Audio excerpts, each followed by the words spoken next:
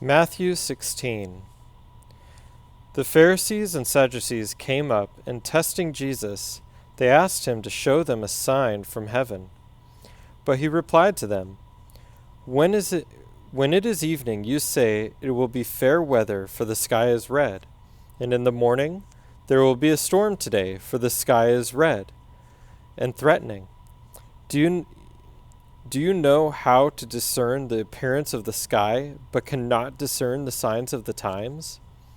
An evil and adulterous generation seeks after a sign, and a sign will not be given it, except the sign of Jonah. And he left them and went away.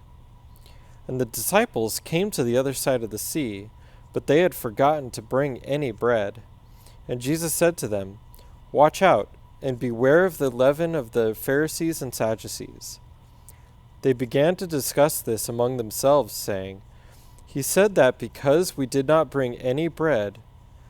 But Jesus, aware of this, said, You men of little faith, why do you discuss among yourselves that you have not bread?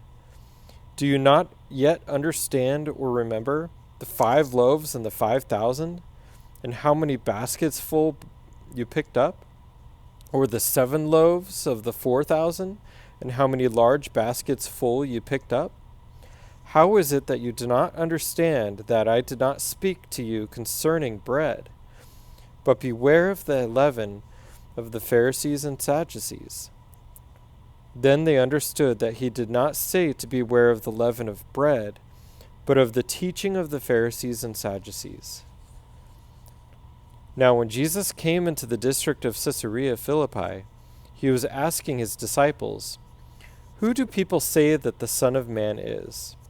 And they said, Some say John the Baptist, and others Elijah, but still others Jeremiah, or one of the prophets.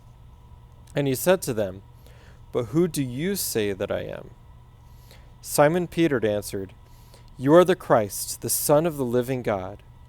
And Jesus said to him, Blessed are you, Simon Bar-Jonah, because flesh and blood did not reveal this to you, but my Father who is in heaven. I also say to you that you are Peter, and upon this rock I will build my church, and the gates of Hades will not overpower it. I will give you the keys of the kingdom of heaven, and whatever you bind on earth shall have been bound in heaven, and whatever you loose on earth shall have been loosed in heaven. Then he warned the disciples that they should tell no one that he was the Christ. From that time Jesus began to show his disciples that he must go into Jerusalem and suffer many things from the elders and chief priests and scribes, and be killed and be raised up in the 3rd day. Peter took him aside and began to rebuke him, saying, God forbid it, Lord. This shall never happen to you.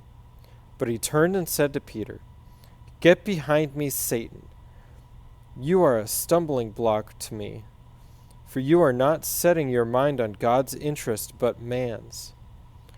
Then Jesus said to his disciples, If anyone wishes to come after me, he must deny himself and take up his cross and follow me. For whoever wishes to save his life will lose it, but whoever loses his life for my sake will find it. For what will it profit a man if he gains the whole world and forfeits his soul? Or what will a man give in exchange for his soul? For the Son of Man is going to come in the glory of his Father with his angels, and will then repay every man according to his deeds.